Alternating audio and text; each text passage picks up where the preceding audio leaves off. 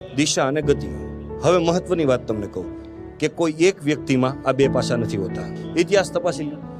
રામાયણની અંદર દિશા ભગવાન રામ, ગતિ લક્ષ્મણજી. કુરુક્ષેત્રના મેદાનની અંદર દિશા કૃષ્ણ, ગતિ અર્જુન. તમ વર્ષો પહેલા આપણો દેશ આઝાદ થયો, મહત્તમ ભૂમિકા ભજવી દિશા ગાંધી, ગતિ સરદાર વલ્લભભાઈ પટેલ. આજે જોઈ લો, દિશા ગતિ શક્ય નથી. અહીંયાથી મારે પરમાણુ બોમ્બ ફોડવો છે, કેટલું મહત્વ છે કહું. અહીંયાથી મારે તોપ કે બંદૂક અહીંથી આમ નિશાનો લઉં તો અહીંયા 1 ઇંચ નિશાનો ફરે ને તો ત્યાં 20 ફૂટ ફરી ગયો હોય. ટૂંકમાં અહીંયા થોડીક ભૂલ થાય એટલે આગળ કિલોમીટર સુધી ભૂલ દેખાય. અમુક માણસો એવા હોય ભાઈ, બરાબર, જેને ગમે કરો, અરે હરી ઈચ્છા ભગવાન ભરો, પણ ભગવાન ભરો. અમુક જણ, આ તો તમારી વાત નથી કરતો ભાઈ, સાઉન્ડ સિસ્ટમ વાળા ભાઈ, બે હાથ જોડીને તમને કહું, તમારી વાત નથી. અમારે ઘણી જગ્યાએ અનુભવ થાય, અમે કહી કે સાઉન્ડનો કેબલ તમે કેમેરામાં નાખજો, બધું ફેલ જાય. અરે ભરી ઈચ્છા, ભગવાનની દયાથી બધું થાય, પણ એમાં ભગવાનની દયા ન હાલે. તારે કેબલ ગોતવો પડે, ન હોય તો દુકાનેથી લાવવો પડે. બસ કેબલ ભૂલી ગયો, એ ભૂલી ગયો, અને કેબલ ભૂલી ગયો, સાઉન્ડમાં ન આવ્યું. એટલે મેં કીધું ભાઈ અવાજ તો બરાબર આવતો નથી. મને કે હરી ઈચ્છા, ભૂલ પહેલા કોઈ તમને ટકોર કરે છે, ભૂલ ન કરતા, અને ભૂલ કરી નાખો પછી કે ભગવાનની ઈચ્છા. એને 2 લાફા મારવાના. આવા 2 જણા હોય ને, 2 લાફા મારીને કહેવાનું હરી ઈચ્છા, મારીને કહેવાનું ભગવાનની ઈચ્છા છે. એટલે મારો હાથ આમ કરીને આમ ઉપડ્યો અને સુમ કરતા લાગી ગયા, ભગવાનની ઈચ્છા. આવા વ્યક્તિને દોગલાપણું કહેવાય. જે વ્યક્તિ કંઈ શીખવા નથી માંગતો, ખાલી ભગવાન. અરે ભાઈ, તમારી ઉપર ભગવાનની કૃપા હોય તો તમને બંદૂકનું લાયસન્સ મળે, બંદૂક મળે, એ કૃપા કહેવાય. પછી તમે ત્યાં જય હનુમાન જ્ઞાન ગુણ સાગર બોલો એટલે ફૂટે નહીં, એને ઉપાડવી પડે ને ફોડવી પડે. ભગવાન એમ કહે છે અભ્યાસ. જે વ્યક્તિ શ્રેષ્ઠ વ્યક્તિમાં જાણકાર છે એનું અનુકરણ. એ વ્યક્તિ ન ગમતો હોય, દાખલા તરીકે બંદૂક ચલાવી હોય અને એ વ્યક્તિ નોનવેજ ખાય છે, તમે પ્યોર વેજીટેરિયન છો, તો પણ તમારે એને ગુરુ બનાવવો પડે, કારણ કે એમાં એ પારંગત છે. ત્યાં આપણી માનસિકતા નહીં ચાલે. એટલે અભ્યાસ, દિશા અને ગતિ આના વગર શક્ય નથી. હવે અહીં તપાસવાનો વિષય એ છે કે મારી અંદર સર્કિટ કઈ છે, દિશાની છે કે ગતિ. હું કોઈને ડિરેક્શન આપી શકું એવી સર્કિટ છે કે પછી હું ફાયરિંગ કરી શકું, આ સમજવાનો વિષય. દિશા અને ગતિ. દિશા અને ગતિનું એક સરસ મજાનું એક્ઝામ્પલ તપાસ કરવાની છે. તમે દિશામાં છો, ગતિમાં છો. આમાં કોઈ શિક્ષક છે? તમે છો ને શિક્ષક, બરાબર. આપણે એક્ઝામ્પલ, અચ્છા 2 શિક્ષક છો, ઓકે. મેમ તમારે ફિઝિક્સ, કેમેસ્ટ્રી, મેનેજમેન્ટ, ઓકે, મેનેજમેન્ટનું તમે સ્ટડી કરાવો છો.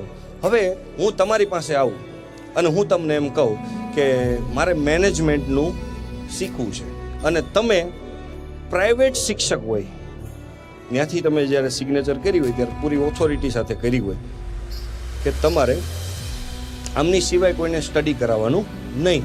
અને હું તમને કહું કે મારી પાસે જિજ્ઞાસા હોય, જો મારી પાસે જાણવાની શીખવાની જિજ્ઞાસા પણ છે, જિજ્ઞાસા લઈને હું જાઉં છું, મારે મેનેજમેન્ટ શીખવું છે, તો તમે મને શીખવશો?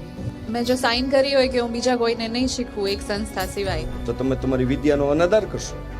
પણ મેં જ્યાં પ્રોમિસ કર્યું છે એ તો હું ન તોડી શકું. નહીં કરો, બરાબર છે, રાઈટ વસ્તુ છે. આ જ વસ્તુ જિજ્ઞાસા લઈ અને એકલવ્ય મહાભારતની અંદર ગુરુ દ્રોણ પાસે ગયો. ગુરુ દ્રોણ પાસે જઈને કીધું તાલાવેલી સાથે કે મારે શીખવું છે, મારે બાણ ચલાવતા શીખવું છે, જાણવું છે. ગુરુ દ્રોણ પાંડવોના પ્રાઇવેટ શિક્ષક હતા, કૌરવ અને પાંડવો. ગુરુ દ્રોણે ના પાડી કે નહીં, પણ ઓલાની જિજ્ઞાસા હતી, એણે ના પાડી મને, પણ મને હતી. એટલે એ સ્ટડી કરાવતા હતા, મેનેજમેન્ટની અંદર કોલેજની અંદર સ્ટડી કરાવતા હતા. હું બારી ઉપર બેઠો બેઠો બધું સાંભળું અને હું શીખી ગયો. એક દિવસ એને ખબર પડી હું તો શીખી ગયો. તો ગુરુ દ્રોણ જંગલમાંથી પસાર થતા હતા અને એમાં એક કૂતરું ભસતું હતું. સમજો, આનાથી બેસ્ટ ઉદાહરણ મારી પાસે છે દિશા અને ગતિ. જંગલમાં પસાર થાય, કૂતરું ભસે છે, ભસતા કૂતરાને એક વ્યક્તિ મંત્રવેદથી બાણ મારે છે અને ભસતું કૂતરું બંધ થઈ જાય છે. ગુરુ દ્રોણ ઉભા રહી જાય. આવું તો કોણ? આ વિદ્યા મારી છે. આ માત્ર ને માત્ર મેં અર્જુનને શીખવી હતી. બધાને ખબર છે ગુરુ દ્રોણ પાસે અંગૂઠો માગી ગયો. હવે એણે વિદ્યા આપી જ નથી તો એનો માગવાનો અધિકાર ક્યાં રે ભાઈ? મેનેજમેન્ટ હું આમની પાસેથી શીખો હોય અને એ મને એમ કે તમારું સર્ટિફિકેટ આવ્યું છે ફાડી નાખો તો એનો અધિકાર નથી. છતાં પણ ગુરુ દ્રોણ એવા વ્યક્તિ હતા કે ભાઈ એમ કે એક શુદ્ર કક્ષાનો માણસ હતો. એ જાતિમાં માનનારા વ્યક્તિ નહોતા, એ ગુણને જોતા હતા. એનું સૌથી મોટું ઉદાહરણ એનો દીકરો, એને એટલો બધો વાલો હતો. એક સમયે નાનો હતો ત્યારે એની માં ગુરુ દ્રોણના પત્ની એમના દીકરાને લોટમાં પાણી નાખીને ગ્લાસથી પાતી હતી. ગુરુ દ્રોણ જોઈ ગયા કે શું દૂધના પૈસા નથી. પોતાના દીકરાની અંદર એટલી બધી આસક્તિ ને પ્રેમ હતો કે કૌરવોના ગુલામ તરીકે રહેવાનું પસંદ કર્યું પોતાના દીકરા માટે. તો એનો દીકરો કેટલો વાલો હશે? તો જે વિદ્યા અર્જુનને શીખવી એ વિદ્યા એણે એમના દીકરાને નહોતી શીખવી. મતલબ એ ગુરુને ખબર હતી કે જે લાયક વ્યક્તિ હોય એને મારે જ્ઞાન દેવું. તો આ તો લાયક હતો, તો અંગૂઠો કેમ લઈ લીધો? અંગૂઠો એટલા માટે લઈ લીધો કે આની પાસે ગતિ છે, પણ આટલી જબરજસ્ત વિદ્યા, જે મહાયુદ્ધ થવાનું હોય એની અંદર દુશ્મનોનો નાશ કરવાનો હોય એની અંદર આ બાણની વિદ્યા વાપરવાની હોય. ભસતા કૂતરાને પેક કરવામાં વિદ્યા ન વપરાય. એટલે ગુરુએ અંગૂઠો લઈ લીધો. આની પાસે દિશા નથી, ગમે ત્યાં બોમ્બ પડશે. ગમે એટલા મહાન હોય, ગમે એટલા પૈસા હોય, ગમે એટલું નામ હોય તમારી પાસે, આપણી પાસે, પણ સહી સમયે ક્યાં ઉપયોગ કરવો એ ડિરેક્શન નહીં હોય, બધું ફેલ. હવે સાચા સમયે બુદ્ધિ ક્યારે હાલે? કેટલું ધ્યાન રાખવું, છોકરાઓનું ધ્યાન રાખવું, ધંધાનું રાખવું, મગજ રાઈટ ટાઈમે રાઈટ હાલ. આ કઈ રીતે હાલે? ઓટો મોડની અંદર કેમ પ્રોસેસ ગોઠવાય? એ પ્રોસેસ ગોઠવાઈ જાય ઓટો મોડની અંદર, એને કહેવાય કર્તવ્ય. સાહેબ, કર્તવ્ય એટલે રાજસુ યજ્ઞ હતો ત્યારે ભગવાન કૃષ્ણને ચીફ ગેસ્ટ તરીકે દ્વારકાથી બોલાવવામાં આવ્યા. ચીફ ગેસ્ટ એટલે મુખ્ય મહેમાન તરીકે કૃષ્ણ બેઠા હતા. અને પ્રસંગ પૂરો થયો ત્યારે સાધુ સંતો જે પાતરની અંદર જમતા હતા એ પાતર ઉઠાવવામાં સ્વયંસેવકની સાથે કૃષ્ણ ભગવાન પણ હતા. તમે વિચાર કરો, ચીફ ગેસ્ટને એ ખબર હતી ક્યારે સ્ટેજ ઉપર બેસવું અને ક્યારે મારે નીચે હંજવારી મારવી. આને કહેવાય કર્તવ્ય. જેને કર્તવ્યનું જ્ઞાન છે, કયા સમયે શું કરવું ઈ. તો દિશા ને ગતિ બહુ ઇમ્પોર્ટન્ટ છે. એટલે કોઈ વ્યક્તિ એ ભ્રમની અંદર હોય કે મારી પાસે ખૂબ પૈસા છે, ખૂબ ટેલેન્ટ છે, નહીં. ડિરેક્શન મેઇન છે. જેનું આંતરિક મજબૂત હોય એ ડિરેક્શન આપી શકે. જેનું બાહ્ય બળ મજબૂત હોય એ ગતિ ઉપયોગ કરી શકે. અને બાહ્યની ટેકનોલોજી એટલી પણ છે એ તમે કોઈ કોર્સથી શીખી શકો. દાખલા તરીકે ગાડી ચલાવતા તમે શીખી શકો, પણ ક્યાં યુટર્ન મારવો ને ક્યાં તમારે સાઈડ કાપવી એ અંદરથી ડિરેક્શન આવે. સાઈડ લાઈટ આગળ વાળો બે રીતે બતાવે. એક તો એક રીતે બતાવે કે તમે નીકળી જાઓ, અને એક રીતે બતાવે કે હું આમ જાઉં છું. ત્યાં ડિરેક્શન કામ કરે કે તમારે જાવું કે ઊભું રહેવું, જાવું કે જવા દેવું. દિશા અને ગતિ, પતિ ને પત્ની સરસ ઉદાહરણ છે. કુંવારો હોય ને કોઈનો કે ઘરે બેહવા આવજો, પરણી જાય કે બે માણા આવજો. તો પેલા હું માણા નહોતા. તમે વિચાર કરો, પૈસો આવ્યો, તમે આ વિચારવાનો વિષય છે. માણસમાં પૈસો આવી, દાંત કાઢવાનું ભૂલી ગયો, હસતો નથી, દાંત નથી. અરે શું કરવું છે ભાઈ તારે? પેલા તું ખડખડાટ દાંત કાઢતો, હવે દાંત કેમ નથી કાઢતો ભાઈ? અમુક પૈસાવાળા અમારી આગળ પ્રોગ્રામની અંદર બેઠા હોય, ખૂબ રૂપિયા હોય, એ એવી રીતે દાંત કાઢે જાણે હપ્તે હપ્તે કાઢતો. આપણે હારામાં હારી વાત કરી, પણ ખોલ, મોઢું ખોલ, મોઢું ખોલ. નહીં ચોકઠું બહાર બી આવે, ખોલ મોઢું. નહીં, પૈસા હું દાંત કાઢું, કેમેરામાં આવી જાઓ. તો આવી જતો હું છે. બહેનો બેઠી, બે હાથ જોડીને વિનંતી કરું છું, નવા લગ્ન થાય અને પેલું જોણ તમારે થાય, પ્રોપર્ટી કેટલી છે બધું જોઈ લેજો. એના પરિવાર ઉપર છોડી દેજો. તમારા ફેમિલીને કહેજો કેટલું ભણ્યો છે બધું તમે જોઈ લ્યો. તમે ખાલી પહેલી વાર મળો ને એટલે એક જ વસ્તુ જોજો, ઘૂઘો દાંત કાઢે છે. અરે પ્રી વેડિંગ નહીં હારું, હવે વર્લ્ડ ટૂરમાં તમે ફરવા ગયા છો, મલેશિયા જાઓ, સેલ્ફી લો, દાંત નહીં કાઢે. શું કરો? આટલી સરસ મેદનીમાં હું પહેલા ડાયરો કરતો, હજી પણ કરું છું. સરસ મજાનો સરદાર સ્મૃતિ ભવનમાં પ્રોગ્રામ હતો, એક નંબર જોક્સ કીધો, અને વચ્ચે એક સરસ મજાનું કપલ બેઠું હતું. આખો ઓડિટોરિયમ દાંત કાઢે, ઈ નો કાઢે. મને એમ થાય જોક્સ ફેલ થઈ ગયો, હું ફેલ છું, પ્રોગ્રામ ફેલ છે, સીએ હું નહીં. ટેસ્ટિંગ કરવા મેં બીજો જોક્સ કીધો, પણ ન કાઢે આખો ઓડિટોરિયમ. અને ત્રીજો જોક્સ મેં કીધો અંદરથી નક્કી કરીને, જો હવે એ બે જણા દાંત ન કાઢે ને તો પ્રોગ્રામ જ પૂરો કરી દેવો છે, કારણ કે હું જ ફેલ નક્કી કરી નાખ્યો. અને ત્રીજો જોક્સ કીધો, જેમ દારૂ પીવાવાળો માણસ 1 પેક નાખે, 2 પેક નાખે, ત્રીજા પેકે પછી આપણે એમ પૂછી ચડ્યો? ના ના, આપણને ન ચડે. હકીકત ના ના, વાણીને કાંઈ ફરક પડે? આપણે એમ કે નહીં, તો પછી ન ચડે. એને 1 પેક તમે નાખો અને પછી એનાથી રહેવાય નહીં, અને પછી જે એની વ્યથા થાય ને, એમ 2 જોક્સ મેં અંદર નાખી દીધા હતા. બિચારાનો ડૂમો બહાર આવ્યો. આમ જોક્સ આમ દાંત બહાર કાઢે પણ નીકળે નહીં. પછી ઓલી ઘરવાળીને આમ ઠો માર્યો. સ્મિતા, હસું? હું હસું? અરે હસવા માટે તારી સ્મિતુડીને પૂછવી પડે પૈણો હું કામ, લગ્ન શું કામ કર્યા? આટલું બધું નો શરણાગતિ હોય મારા ભાઈ. પણ નહીં, હવે એને કહેવાનો મતલબ ઈ છે હસતા રહેવાનું, મોજમાં રહેવાનું. આપણે ગમે એટલા સફળ થઈએ પણ મસ્તી મૂકવાની નહીં, આનંદ મૂકવાનો નહીં. કારણ કે સહી મિલકત આપણું હાસ્ય છે, આપણું સ્મિત છે. આપણે હસીએ ને 2 માણાના દિવસ સુધારી દે. અમુક તો હસતા ને, અરે એનું મૂકો ને. આપણે અત્યારે તો માહોલ એવો છે, આપણે કોક સામું આપણે દાંત કાઢી તો આપણને ઉભો રહે શું છે. પણ હવે દાંત કાઢ્યા એમાં તારું શું જાય? પણ કાંઈ કારણ વગર દાંત કાઢવાના, તો કારણ ગોતવાનું. ટૂંકમાં હસવાનું માણસ ભૂલ્યો છે. એનું કારણ છે કે ભાઈએ મને કીધું છેલ્લે દેખાદેખીમાં સમાજ નીકળી ગયો છે, એટલે દિશા અને ગતિ આ 2 વસ્તુ નક્કી રાખજો. બરાબર? આપણે બાહ્ય રીતે દુનિયાની પ્રોગ્રેસમાં, દુનિયાની સાથે એઆઈની માધ્યમથી, ઇન્ટેલિજન્સના માધ્યમથી, માર્ગદર્શનના માધ્યમથી, શૈક્ષણિક વ્યવસ્થાથી આપણે ગતિશીલ થઈ જશું. પણ દિશા માટે આપણે આવી ચર્ચા કરવી પડશે. દિશા વગર બધું ફેલ છે. એનું એક ઉદાહરણ તમને આપું કે વર્ષો પહેલા એક એવો વ્યક્તિ વિશ્વની અંદર જન્મ લીધો જેનું નામ છે હિટલર. તમે વિચાર કરો, એ માણસ હતો, એની પાસે પોતાની ગર્લફ્રેન્ડને પ્રપોઝ કરવાની હિંમત નહોતી. જેને પ્રેમ કરે છે દિલથી, એની પાસે હિંમત નહોતી એને કહી શકે હું તને પ્રેમ કરું છું. તમે વિચાર કરો, એ વ્યક્તિના કારણે કરોડો યહૂદીઓએ મોતનું કારણ બન્યું. ગેસની ભઠ્ઠીમાં લાખો લોકોને સળગાવી નાખ્યા. હિટલરે કેટલો ક્રૂર વ્યક્તિ હશે વિશ્વની અંદર.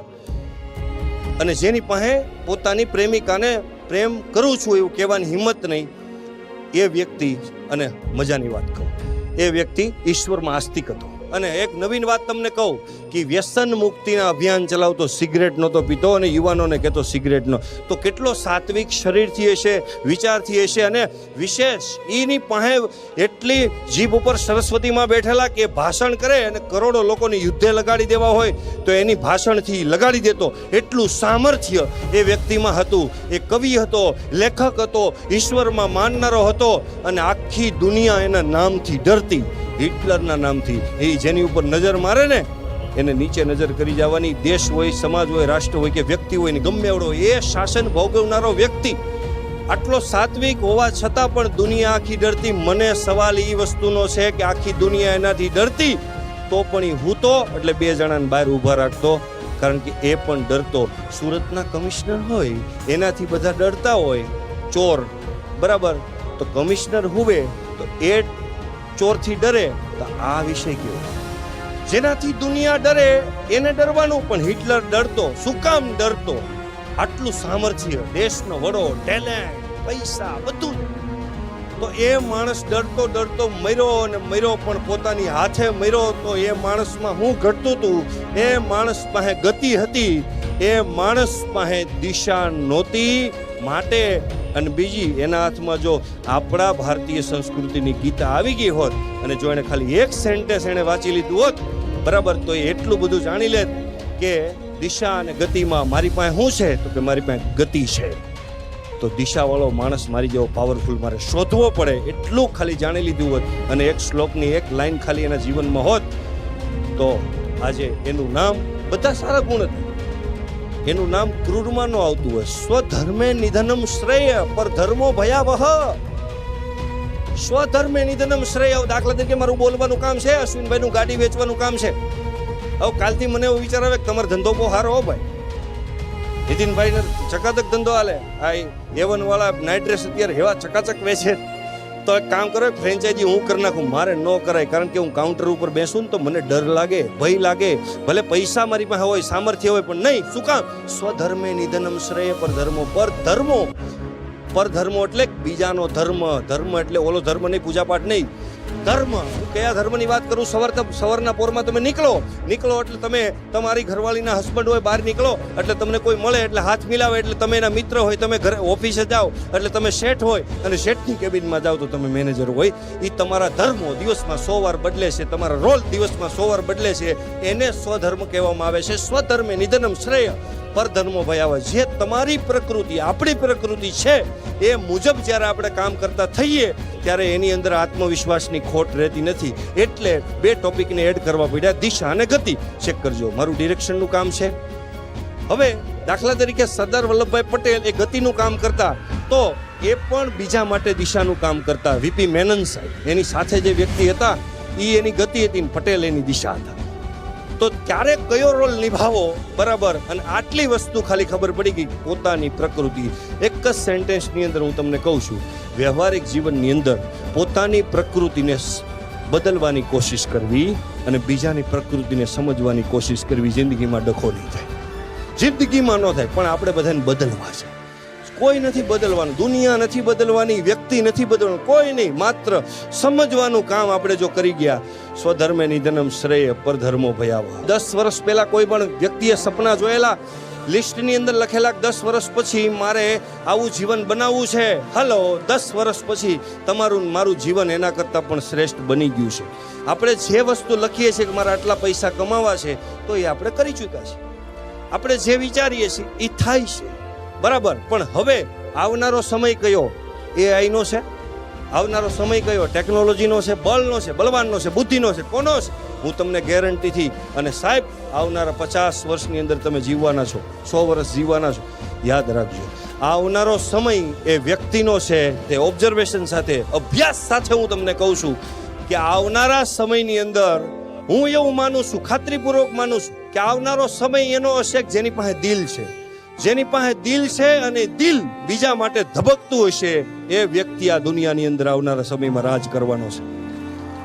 જેની પાસે દિલ હશે અને દિલ પાછું બીજા માટે ધબકતું, પોતાના માટે નહીં, બીજા માટે ધબકતું હશે, એ માણસ રાજ કરવાનું. શું કામ?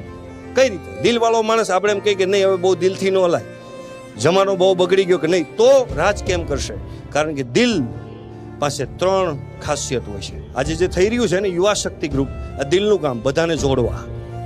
દિલની 3 ક્વોલિટી છે. કોઈ મને પૂછે દિલની 3 ક્વોલિટી છે તો બધાને જોડી રાખવા. પહેલી ક્વોલિટી આ હોય છે, જેની પાસે દિલ હોય છે. બીજી ક્વોલિટી કે બધાને સમજવા. એ મને કોઈ સમજે અને મારું કોઈ સમજે એવું નહીં, હું બધાને સમજું, બસ. આ દિલની બીજી ક્વોલિટી. અને દિલની ત્રીજી ક્વોલિટી હોય છે, લાગણીઓ વહેંચવા માટેની ક્ષમતા ધરાવે છે. દાખલા તરીકે બધાને જોડી રાખવા, બધાને સમજવા, અને અમે જે પ્રાપ્ત કર્યું છે, અમે જે કર્યું એને ભાવ ને લાગણીઓ વેચી, આજે વેચી રહ્યા છે બધા આપણે ભેગા કરી, બરાબર. આ 3 ક્વોલિટી હોય છે. મને આનાથી વિશેષ પણ કોઈ પૂછે કે દિલની બીજી કોઈ વ્યાખ્યા એટલે શું, એટલે આની વ્યાખ્યા હું એક જ કહું, ભલે સમાનાર્થી એનું શબ્દ ન થતું હોય. દિલની બીજી વ્યાખ્યા એટલે સ્ત્રી.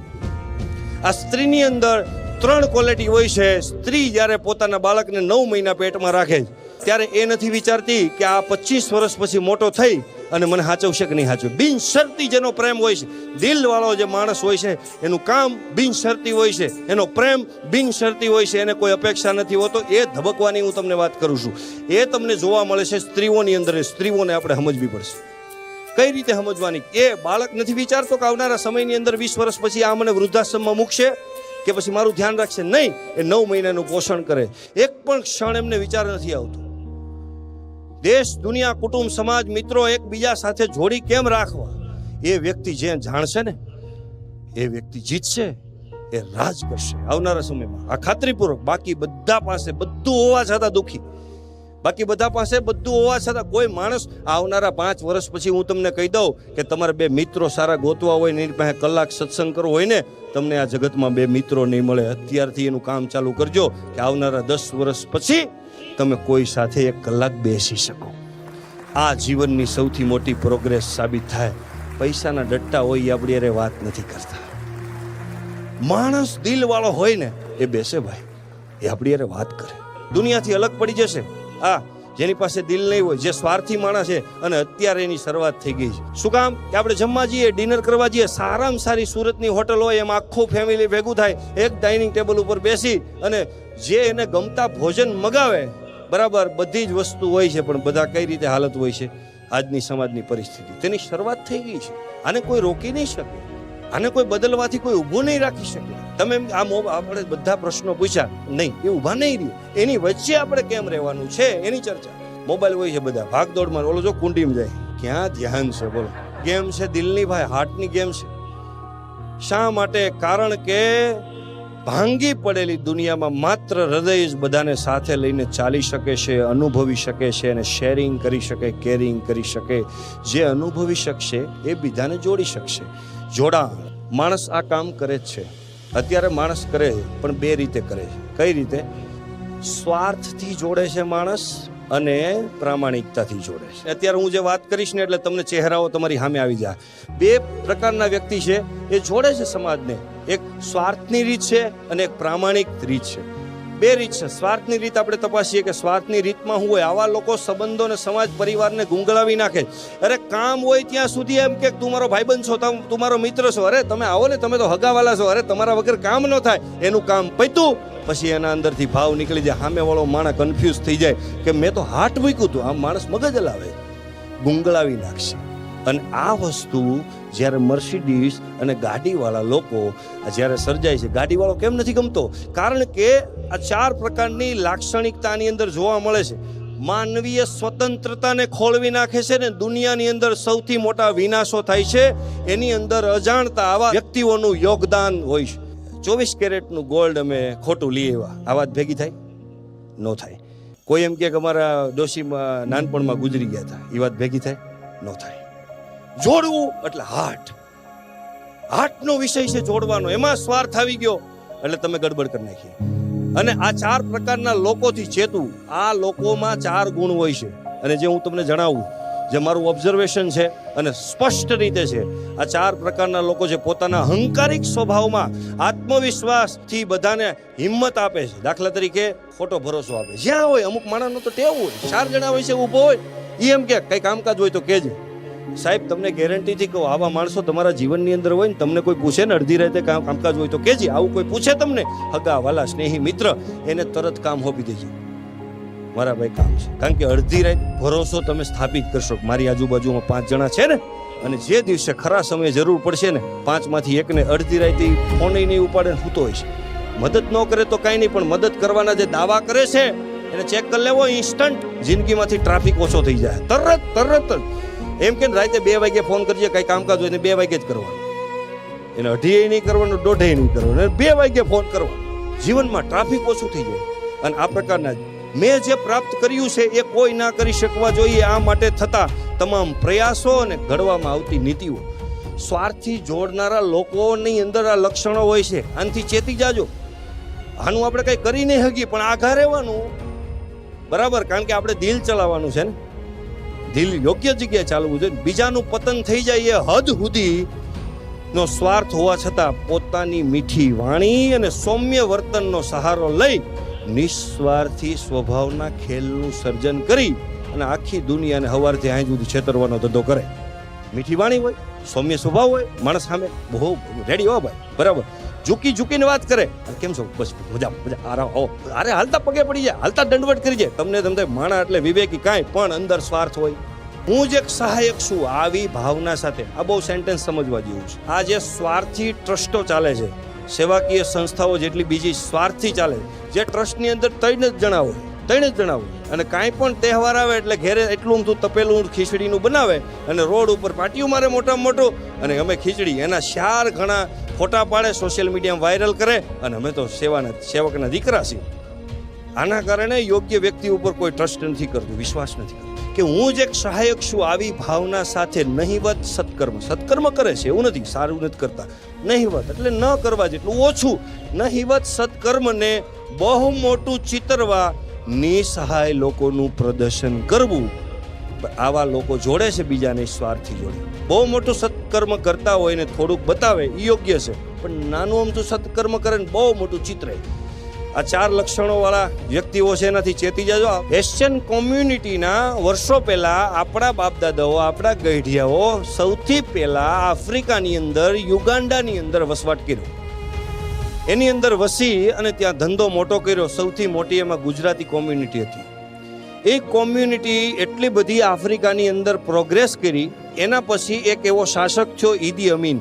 એટલો ક્રૂર માણસ હતો કે એને જન્મેલા છોકરાનું માંસ ખાવું ગમતું. વિચાર કરો, કાપીને ખાઈ જાય માણસ, કેટલો ક્રૂર હશે. એ વ્યક્તિએ એક વોર્નિંગ આપી કાળા ધોળાના ભેદના કારણે કે આ એશિયન કોમ્યુનિટીના, ગુજરાતી કોમ્યુનિટીના લોકો અહીંયા આવીને પ્રોગ્રેસ કરી ગયા છે અને યુગાન્ડાની કોમ્યુનિટી ઉપર અત્યાચાર કરે છે. આવું સ્ટેટમેન્ટ કરી અને કીધું કે આ જેટલા પણ લોકો છે એ બધા આ દેશ છોડી નીકળી જાય.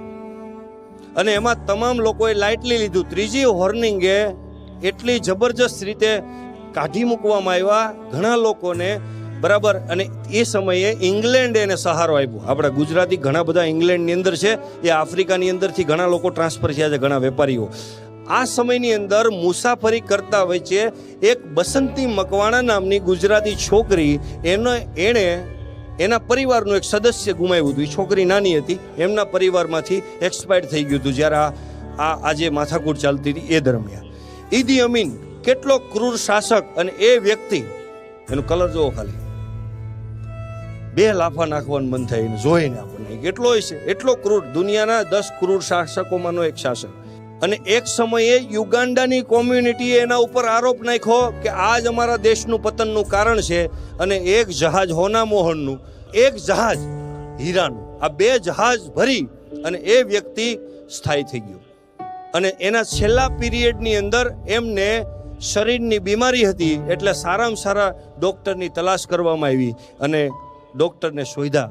અને એ વખતે વર્ષો પહેલાં એક છોકરી, એના જે પરિવારમાંથી એક વ્યક્તિ ગુમાવ્યો હતો, એ છોકરી બહુ મોટી ડૉક્ટર બની ગયેલી. અને એ જ છોકરી આનો ઈલાજ કરી શકે. અને એ છોકરી એમની પાસે આવે છે, એમના રિપોર્ટો કાઢે, એમ કહે છે કિડનીમાં પ્રોબ્લેમ છે, તમને હોસ્પિટલે લઈ જવા પડશે. અને એ છોકરી પોતાનું વાહન લઈ, મતલબ કે પોતાની એજન્સી હોય એમનું વાહન લઈને, હોસ્પિટલનું વાહન લઈને પોતાના હોસ્પિટલની અંદર લઈ અને એને સાજો કરે છે. ધીમે ધીમે સાજો કરે છે, અને ધીમે ધીમે એની પરિસ્થિતિ બગડે છે. પછી ઈદી અમીન એ છોકરીને એમ કહે છે કે તને કેટલા પૈસા આપવાના? એટલે બસંતી મકવાણા એમ કહે છે 1 પણ રૂપિયો નહીં, મારે નથી જોતો પૈસો. કેમ? તમારા પૈસા મારે અડાય નહીં. કેમ? એ કે તમે જે દિવસે એશિયન કોમ્યુનિટીને આ રીતના કરતા હતા એ સમયે અમે પણ, અમારો પરિવાર પણ હેરાન થયો હતો, બરાબર. અને એ સમયે મેં મારો પરિવારનો એક સદસ્ય ગુમાવ્યો. અને કેવી હદથી તમે લોકોના જીવ બાળીને પૈસા ભેગા કર્યા છે.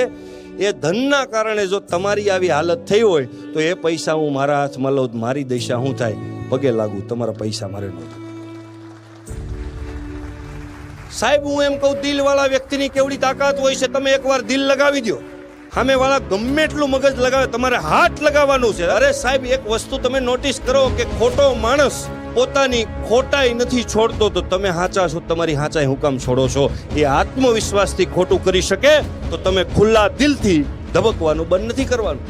કારણ કે એ તો એવું ઈચ્છે છે કે તમે તમારું હૃદય બંધ કરીને મગજ ચલાવો, પણ નહીં ચલાવવાનું.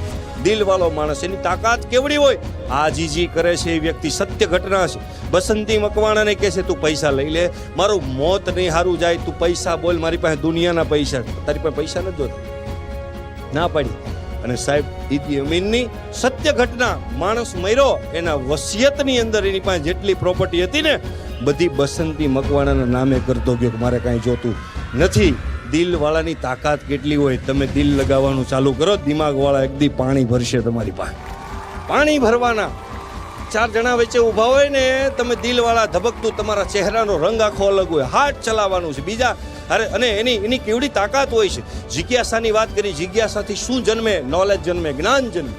અને જ્ઞાનની શું તાકાત હોય? અંબાણી પરિવારની દીકરીના લગ્નની અંદર ડાઇનિંગ ટેબલ ઉપર તમામ લોકોને, સાધુ સંતોને જમાડવા માટે બોલાવેલા. એ સમયની અંદર આપણો કાઠિયાવાડી દેશી ભાષાની અંદર લહકાતી વાત કરી તો બોલિવૂડના તમામ લોકોને એને બોલાવેલા. અને બોલિવૂડના ઐશ્વર્યા રાય, શાહરૂખ ખાન, આ બધાને બોલાવી અને આપણી ભાષામાં આપણે વાત કરી. અંબાણીએ શું વાત કરી ખબર? એ શાહરૂખ, ડાયલ લઈ લે.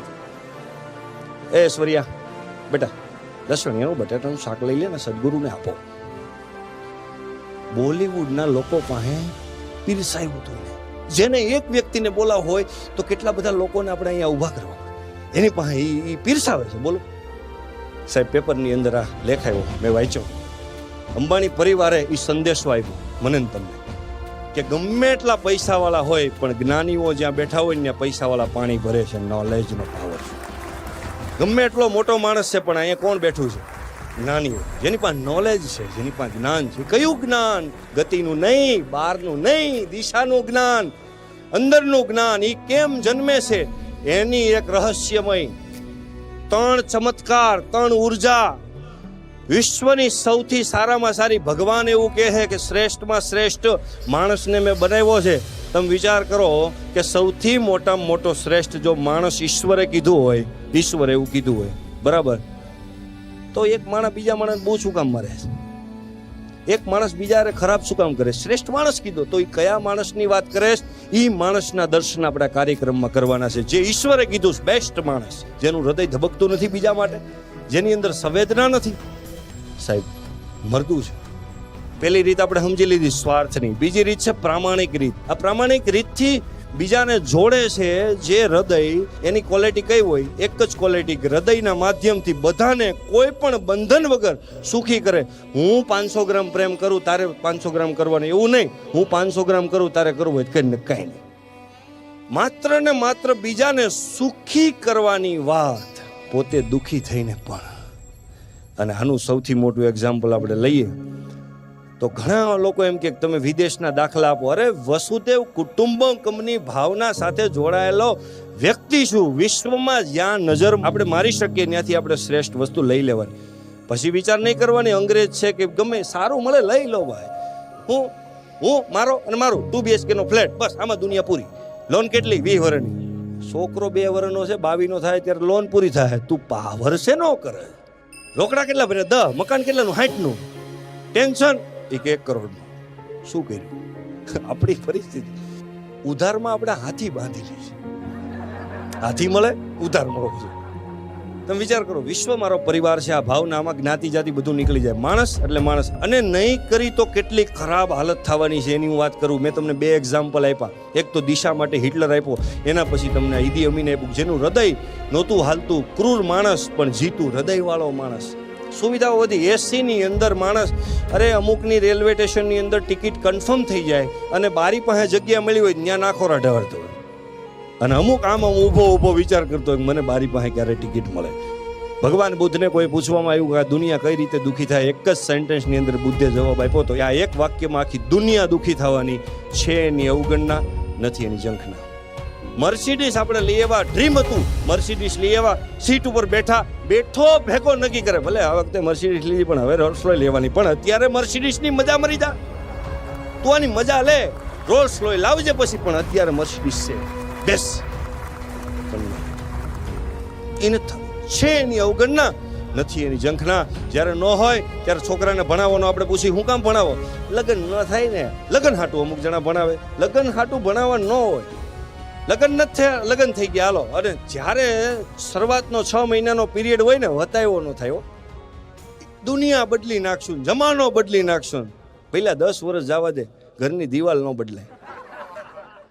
અને બહુ હોશિયારી કરતો હોય ને એકવાર લગ્ન કરાવી દે, એવો ફિટ થઈ જાય. મારો અનુભવ નથી કહેતો. અને એક વચ્ચે વાત કરું, જો પહેલા 10 વર્ષ પહેલા મેં કાર્યક્રમોની શરૂઆત કરી ત્યારે હું હાસ્ય કલાકાર હતો. ત્યારે મારા લગ્ન નહોતા થયા, ત્યારે હું બધાને હસાવતો. પછી મારા લગ્ન થયા, પછી ઓટોમેટિક હું લોક સાહિત્યકાર થઈ ગયો. રિયલમાં હું તમને કહું છું. અને આજે 10 વર્ષના લગ્ન જીવન કાપ્યા પછી હું મોટિવેશન સ્પીકર થઈ ગયો. લોકોને મોટિવેટ કરવા માંડ્યો. 10 વર્ષ કાપી નાખ્યા. હે 10 વર્ષ પછી ભાઈ સાહેબ એ પાત્ર એકનું જ રહે, એ નહીં બદલે. ક્યાં બેઠી? હાથ ઊંચો કરજો. ક્યારેય હાઇલાઇટ કર્યા નથી, આજ કરું. ઊભા થઈ જાઓ.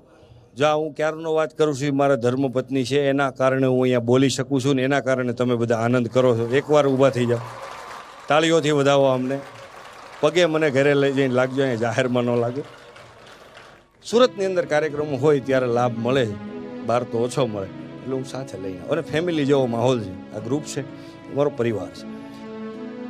માથાકૂટ તો એની રહી, વસ્તુઓ ભલે વધી પણ એનો અર્થ શું છે બરાબર એને સમજવા અત્યાર સુધી આપણી યારે આવું જ બન્યું છે. હતાશા અને મોહભંગ આવે એટલે મોહ પૂરો થઈ જાય. જે વસ્તુ નથી એ આપણને પ્રાપ્ત કરવાની ઝંખના રહે, આવી ગઈ પછી મોહ પૂરો થઈ ગયો. આના માટે આપણે એક વસ્તુને સર્વે કરવી પડશે.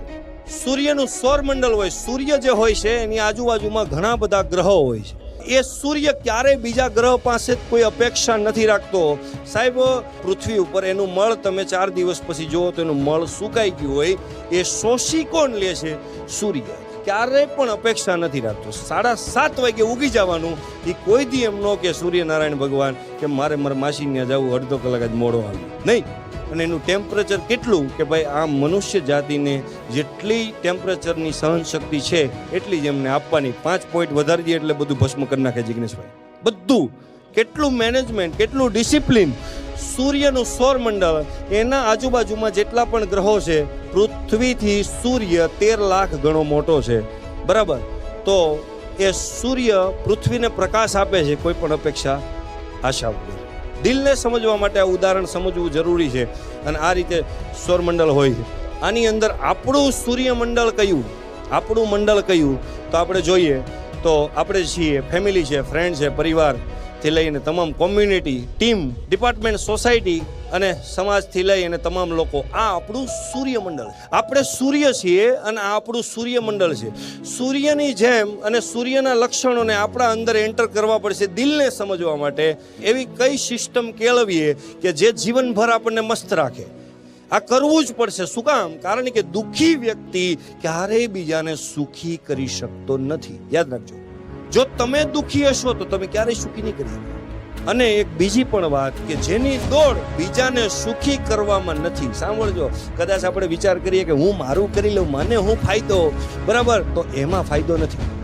કદાચ એ વિચારીએ પણ એમાં ફાયદો નથી.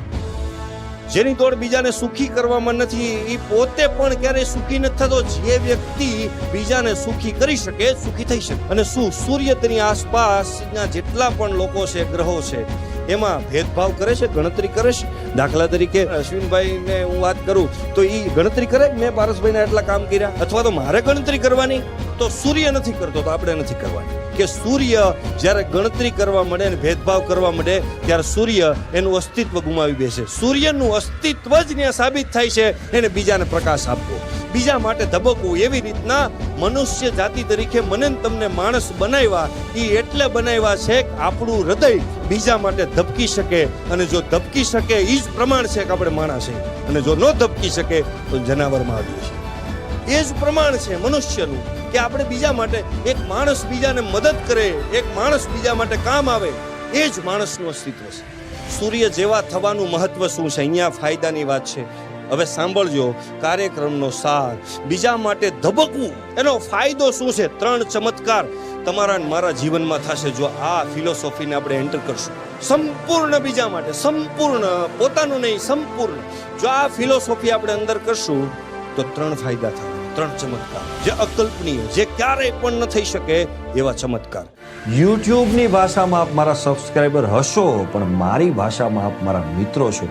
કારણ કે હંમેશા તમારા મળતા સકારાત્મક પ્રતિભાવોથી મને નવા વિષયો પર કામ કરવાની પ્રેરણા મળી છે. માટે તમામ મિત્રોનો હું દિલથી આભાર વ્યક્ત કરું છું. ધન્યવાદ.